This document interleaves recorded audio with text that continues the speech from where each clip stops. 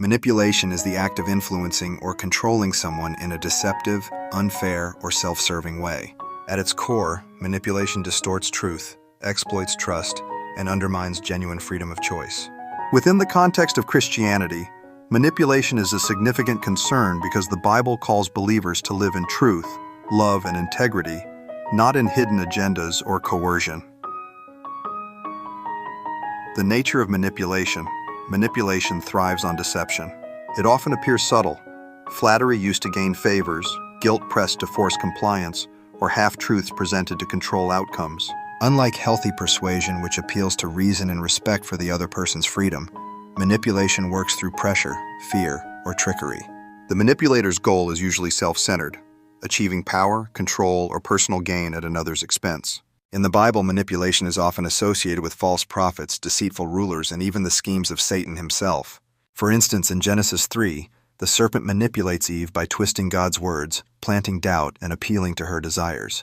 This pattern of distortion and exploitation shows how manipulation undermines trust in God and leads people away from truth.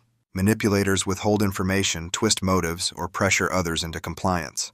Jesus, however, emphasized truth. You will know the truth, and the truth will set you free.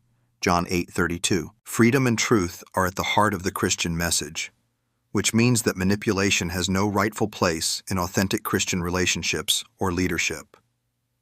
Manipulation in the church. Sadly, manipulation can and does appear within the church. It may come in the form of leaders using guilt to control congregations, members leveraging flattery or influence to gain power, or groups twisting scripture for personal agendas. The Apostle Paul warned about this repeatedly. In Galatians 1:10, he made it clear that his goal was not to please people but to serve Christ.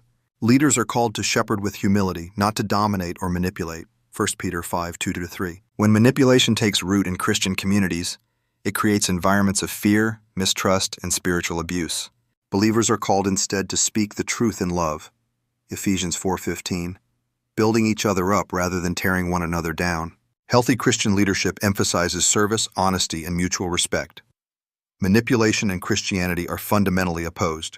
Where manipulation seeks control through deception, Christianity calls for freedom through truth. Where manipulation exploits, Christianity serves. Where manipulation hides motives, believers are called to reflect Christ in their relationships, relying on honesty, love, and transparency. Love does not delight in evil but rejoices with the truth. 1 Corinthians 13:5-6.